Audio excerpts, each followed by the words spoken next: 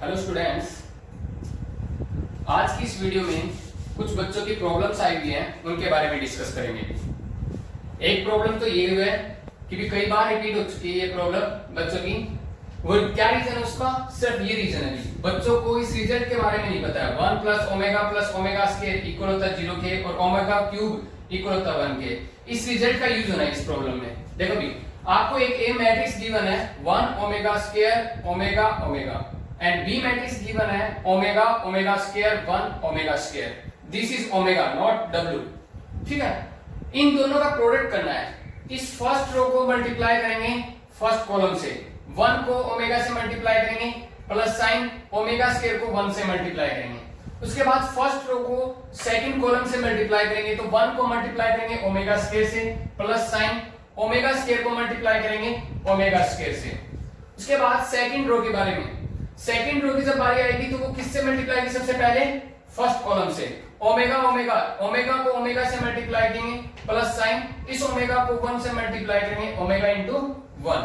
अब second row को second column से मल्टीप्लाई करेंगे, ओमेगा को ओमेगा स्क्वायर से मल्टीप्लाई किया जाएगा प्लस साइन ओमेगा को ओमेगा स्क्वायर से मल्टीप्लाई किया जाएगा। देखो 1 into omega omega plus sine omega square को 1 से मल्टीप्लाई किया ओमेगा स्क्वायर, 1 को ओमेगा स्क्वायर से मल्टीप्लाई किया omega square plus sine omega square को ओमेगा स्क्वायर से मल्टीप्लाई किया तो क्या आएगा? ओमेगा की पावर 4। नाउ ओमेगा को ओमेगा को से मल्टीप्लाई करेंगे तो क्या आएगा? Omega square. ओमेगा को 1 से मल्टीप्लाई करेंगे तो क्या आएगा? ओमेगा। ओमेगा को ओमेगा स्क्वायर से मल्टीप्लाई करेंगे तो क्या आएगा? Omega cube plus sine omega को ओमेगा स्क्वायर से मल्टीप्लाई करेंगे तो अगेन ओमेगा क्यूब। देखो इस रिजल्ट का यूज करना है। ये रिजल्ट देखो, आपको एक और रिजल्ट दे रहा है 1 प्लस ओमेगा स्क्वायर तो आपके पास 0 है। अगर आपको ओमेगा प्लस ओमेगा स्क्वायर की वैल्यू निकालनी हो, ओमेगा प्लस ओमेगा स्क्वायर की वैल्यू निकालनी तो 1 उधर चला जाएगा तो क्या आएगा? -1। एक रिजल्ट आपको ये मिल गया कि ओमेगा प्लस ओमेगा स्क्वायर किसके इक्वल होता है? -1 के। तो ओमेगा प्लस ओमेगा स्क्वायर किसका क्या आ जाएगा? -1। यहाँ पे भी ओमेगा स्क्वायर प्लस ओमेगा किसका क्या आ जाएगा? -1। इस ओमेगा स्क्वायर को एज इट इज रखा है। देखो ओमेगा की पावर 4 है, आप ओमेगा की पावर 4 को क्या ऐसे लिख सकते हो? ओमेगा मल्टीप्लाई में ओमेगा क्यूब, और ओमेगा क्यूब की वैल्यू कितनी है? 1। तो ओमेगा मल्टीप्लाई 1 तो कितना आ जाएगा? ओमेगा। तो मैंने यहाँ पे ओमेगा की पावर 4 को क्या लिख दिया? ओमेगा। ठीक है, यहाँ पे ओमेगा क्यूब की वैल्यू कितनी है? 1, तो यहाँ पे 1 आ जाएगा। ओमेगा क्यूब की वैल्यू 1 है तो यहाँ पे 1 आ जाएगा। 1 + 1 2। ठीक है भाई, अब फिर से वही रिजल्ट यूज कर रहा हूं। ओमेगा प्लस ओमेगा स्क्वायर की वैल्यू कितनी है? -1। इसकी जगह पे क्या आ जाएगा? -1। तो आपका रिजल्ट आ गया -1 2। This is your answer. Okay, now next problem. इस प्रॉब्लम में क्या दिया है? आपको एक ए मैट्रिक्स गिवन है और एक a⁴n मैट्रिक्स गिवन है। क्या कह रहा है कि प्रूव करके दिखाओ बाय पीएमआई। पीएमआई का मतलब है प्रिंसिपल ऑफ मैथमेटिकल इंडक्शन, जो आपने 11th क्लास में आपका चैप्टर था, 4th चैप्टर आपने अच्छे से पढ़ा था। उसके अंदर क्या था? 3 स्टेप्स थे।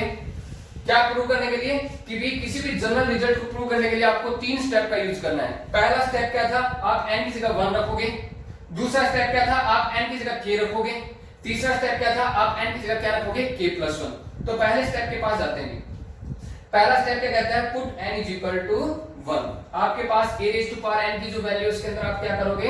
n की जगह क्या रखोगे? 1 रखोगे।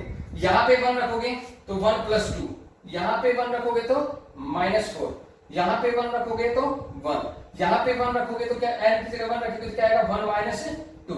देखो सॉल्व करो। 1 + 2 कितना है बेटा? 3। -4 as it is, 1 as it is. 1 में से 2 सब्ट्रैक्ट करेंगे तो क्या आएगा? -1। गौर से देखो बेटा ये क्या है? एक्चुअल में तो ये a ही आ गया। तो a⁴1 किसके इक्वल आ गया? a के इक्वल आ गया। इसका मतलब a⁴1 तो क्या है? ट्रू, क्योंकि हमें पता है a⁴1 क्या होता है? a ही होता है। और मैंने यहाँ पे n की जगह 1 रख के देखा तो वो क्या मिला आपको? a ही मिला।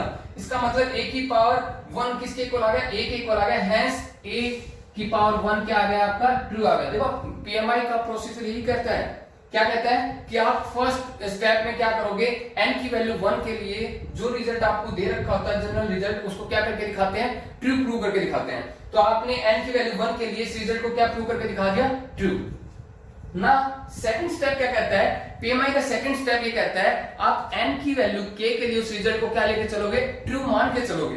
तो अब यही कर रहा है कि let us assume that a⁴k is true. आपने मान लिया कि भी a की पावर k, यानी जब n की जगह आप यहाँ पे k रखोगे तो ये रिजल्ट क्या है, ट्रू है, ये आपने मान लिया।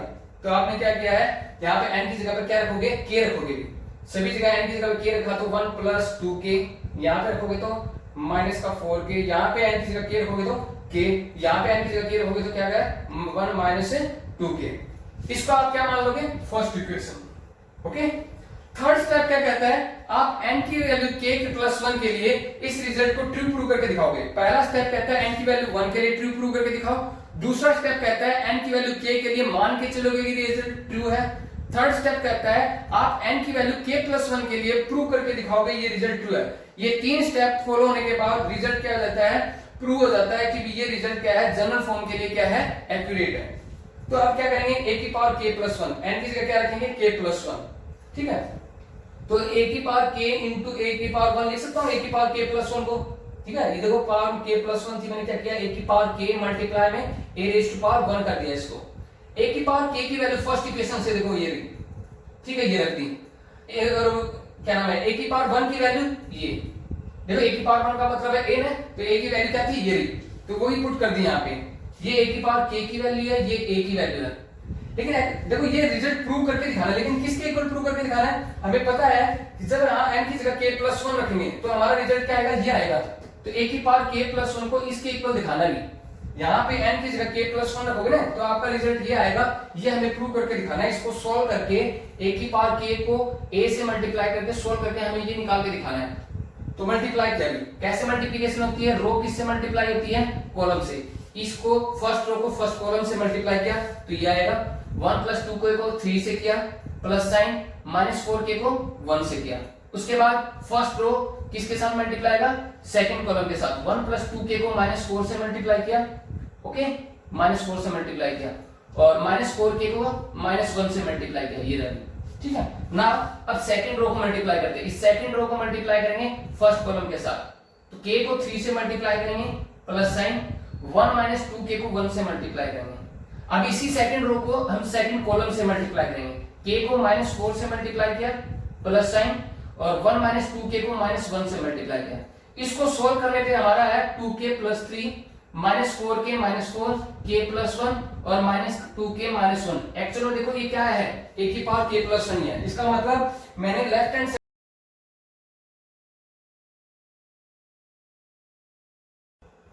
उसके बाद नेक्स्ट प्रॉब्लम है कि आपको एक 30,000 अमाउंट गिवन है, उसको दो पार्ट्स में डिवाइड करना है, सच दैट कि भी फर्स्ट पार्ट पे अमाउंट बोला गया है कि भी अमाउंट पे फर्स्ट पार्ट की जो अमाउंट है उस पे 9% का इंटरेस्ट लगाएगा, और 30,000 मींस जो सेकंड अमाउंट बनी है उस पे 11% का इंटरेस्ट लगेगा, ठीक है। तो उसके बाद ये कहने लगा कि उसने इन दो अमाउंट को किस तरीके से डिवाइड किया गया है, वो दो अमाउंट निकालनी है, ठीक है। मैंने मान लिया इस 30,000 को उसने दो पार्ट्स में डिवाइड कर दिया, वो दो पार्ट्स है x एंड 30,000 - x।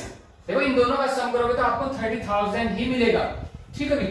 उसके बाद मैंने क्या किया, इन दो अमाउंट से क्या बना लिया, एक रो मैट्रिक्स बना लिया, ठीक है। इन दोनों अमाउंट्स को किस में रिप्रेजेंट कर सकता हूं, इन दो अमाउंट को मैं एक रो मैट्रिक्स में रिप्रेजेंट कर सकता हूं। मैंने मान लिया वो मैट्रिक्स है ए मैट्रिक्स है, ठीक है। पहला एलिमेंट हो गया उसका x, दूसरा एलिमेंट हो गया उसका 30,000 - x। उसके बाद उसने एनुअल इंटरेस्ट गिवन है, उसने एनुअल इंटरेस्ट बताया था फर्स्ट अमाउंट पे 9% का और सेकंड अमाउंट पे 11% का इंटरेस्ट बताया था। तो अमाउंट रिसीव एज इंटरेस्ट पर rupees annually from this two parts, इन दो पार्ट से जो उसने क्या है इंटरेस्ट गेन किया है, तो वो इंटरेस्ट गिवन है 3060 रुपीज। लेकिन अगर मैं इनसे निकालता हूं तो कैसे, क्या अभी उनके ऊपर क्या गिवन है, इंटरेस्ट गिवन है 9% एंड 11%। तो उससे मैंने क्या किया, बी मैट्रिक्स बना दिए जिसके दो एलिमेंट, उसको कौन सी फॉर्म में बनाया, कॉलम मैट्रिक्स की फॉर्म में बनाया। बी मैट्रिक्स को किस फॉर्म में बनाया, कॉलम मैट्रिक्स। तो एक पहले पे इंटरेस्ट है 9%, दूसरे पे इंटरेस्ट क्या है 11%। तो 9% को क्या लिख सकते हैं 9/100, 11% को क्या लिख सकते हैं 11/100। तो total annual interest according to question given है, ये मैंने अपनी तरफ से नहीं लिखा है, क्वेश्चन में मेंशन कर रखा है कि टोटल इंटरेस्ट कितना है ₹3060। तो जो भी इंटरेस्ट गिवन है वो कैसे निकलेगा, इन दोनों मैट्रिक्स को अगर मैं मल्टीप्लाई कर देता हूं, ए मैट्रिक्स और बी मैट्रिक्स को, तो मेरा क्या है टोटल इंटरेस्ट मिल जाएगा। तो मैंने क्या किया, AP = 3060 को एक मैट्रिक्स की फॉर्म में लिख दिया जिसके अंदर एलिमेंट ए का भी 3060। ए की वैल्यू क्या रही, ये रही x और 30,000 माइनस x, ये a की वैल्यू पुट कर दी, b की वैल्यू यहां से उठा के पुट कर दी, ये b की वैल्यू है। 9/100 को क्या लिख सकते हैं 0.09, 11/100 को क्या लिख सकते हैं 0.11। ओके, इसके बाद मैंने इन दोनों मैट्रिक्स को मल्टीप्लाई किया, ये रो किससे मल्टीप्लाई की, इस कॉलम से, तो x को 0.09x से मल्टीप्लाई करेंगे तो 0.09x, 30,000 माइनस x को 0.11 से मल्टीप्लाई करेंगे तो 300 माइनस 0.11x आएगा भी, क्योंकि आप 30,000 को 0.11 से मल्टीप्लाई करोगे तो कितना आएगा 3,300। ओके, उसके बाद माइनस x को इससे मल्टीप्लाई करोगे तो कितना आएगा माइनस का 0.11x।